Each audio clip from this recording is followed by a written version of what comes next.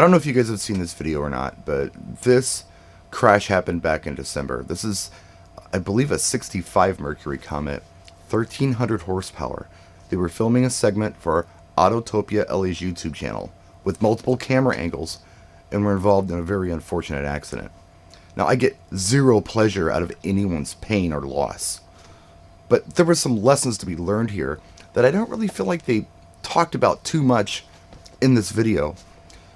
On the YouTube channel Uncle Tony's Garage, he kind of went through some of the things that he felt like they could have done different. He had some real strong opinions on some things, and he's entitled to them. I'm not going to get into any of that. What I'm going to talk about is just kind of lessons learned, even as a first-time builder. Some takeaways that I feel like a lot of people should probably kind of think about. So here's the story. Like I said, 1300 horsepower car, all right?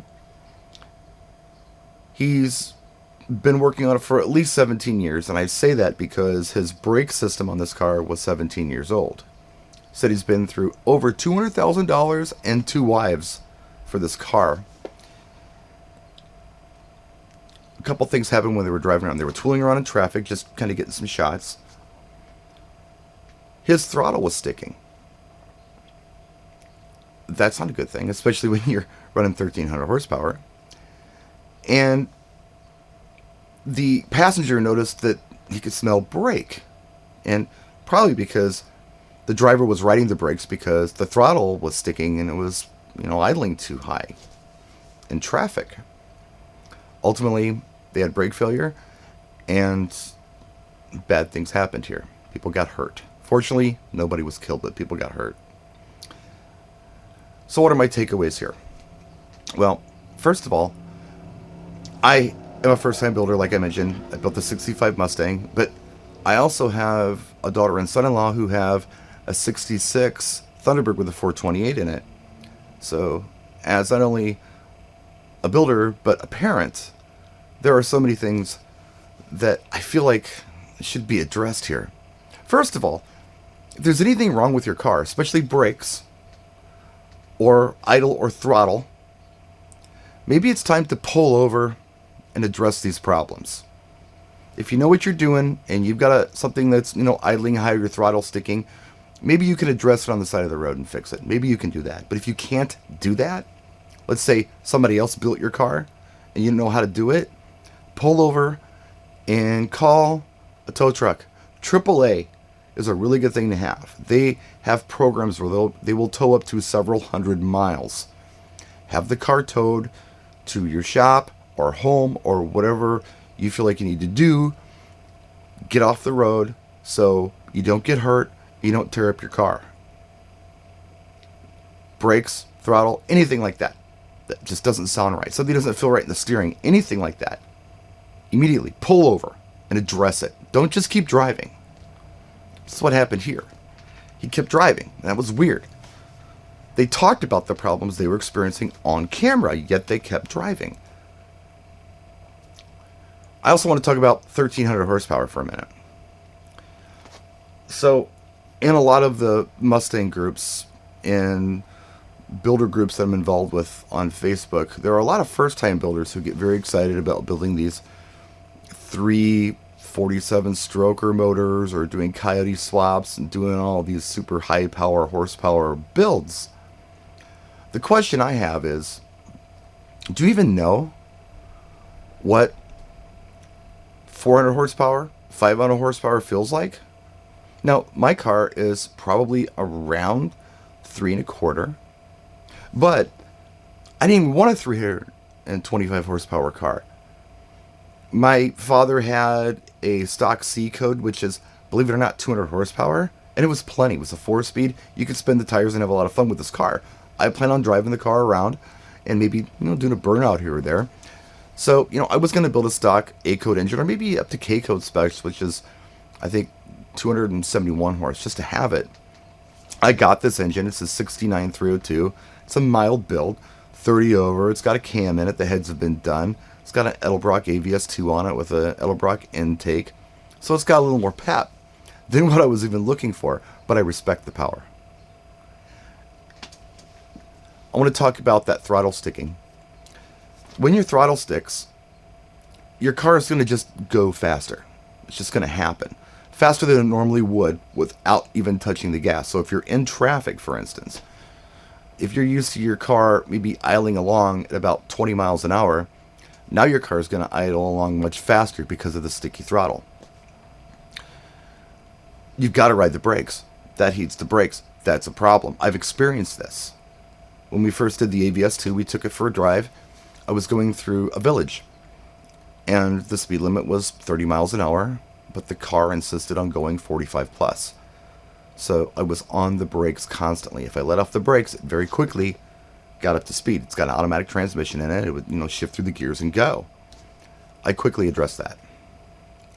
It was just a matter of taking the screwdriver out of the glove box and doing a throttle or an idle adjustment on that. A real simple thing. Just where the cable is, bring it down a little bit. But if you can't do that, pull over and get your car towed somewhere where somebody can't handle that for you, because that is dangerous. Don't ignore this stuff. I like to idle along under 20 miles an hour. If I'm not touching the brake at all, my car should go 20 miles an hour or less. If I need to go 25, I should be able to hit the throttle a little bit to get up to 25. But what I don't want to do is use the brake to slow it down to 25 when I'm just idling along. Now, while I'm on the subject of that, I want to talk about upgrades to your car, because, on the other hand, some people want to run their car stock. Like, for instance, the 65 Mustang has a single bowl master cylinder, drum brakes all the way around, and seatbelts were optional. I've added seatbelts to the car. They're lap belts. I didn't do a strap, I didn't do a harness, but I've at least got lap belts in the car because I could just bolt them in. It wasn't a big deal. It wasn't even expensive. I've also added a dual bowl master cylinder for braking. Now, this is incredibly important because when you're working with a single bowl master cylinder, if you lose a brake line anywhere in the car, you lose all brakes. You can't stop. When you're dealing with a dual bowl master cylinder on a modern car, they have something I believe that's called dual diagonal braking, where, let's say you lose the right front brake hose, you'll still have your left front and your right rear, so it stops evenly. Or you have some braking. It's not great, but you have some braking. You can kind of stop the car. On an old car like this, you might just have a situation where it's, front and rear. Maybe if you lose rear, you still have front, or if you lose front, you still have rear. To a degree, you're not going to have a lot, but you'll have some, and some is better than none. The car's been upgraded to a dual bowl master, with a prop valve, because I have put disc brakes on the front as well. Didn't do them all the way around. Now, some people will say, well, hey, look, back in 1965, a single bowl master and drum brakes all around stopped just fine, so they should stop just fine for me now. Yeah, but here's the problem. I'm just going to throw some numbers out there for an example, because I don't know this to be true, but let's say when you're going 30 miles an hour in a Toyota Corolla and you hit the brakes in a modern Toyota car, all right? Your stopping distance, let's just say that it's 17 feet. It may be shorter, it may be longer, but let's just say it is. And that's with modern brakes on a modern car. If on a drum brake car, your stopping distance is 25 feet, that's 8 feet more than the Toyota Corolla has. So if the Toyota stops in front of you, you're not going to stop in time. If they have to slam on the brakes, you're in trouble. Yeah, you should always keep a safe distance from the car in front of you. Something my father always stressed with me when he was teaching me how to drive a long time ago. But yeah, you gotta have an even playing field out there, I guess is what I'm trying to say. So to do upgrades on your car, like a dual bowl master or disc brakes, you may feel like it takes away from the value of the car, but Jay Leno has said this several times, and he's a car guy, and I trust Jay.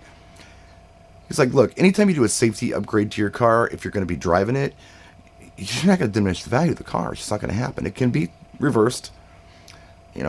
The only exception to that is if you're building a museum piece, I guess. In that case, go ahead, keep it bone stock. But if you're going to drive the vehicle, do the safety upgrades. Get the seatbelts in the car.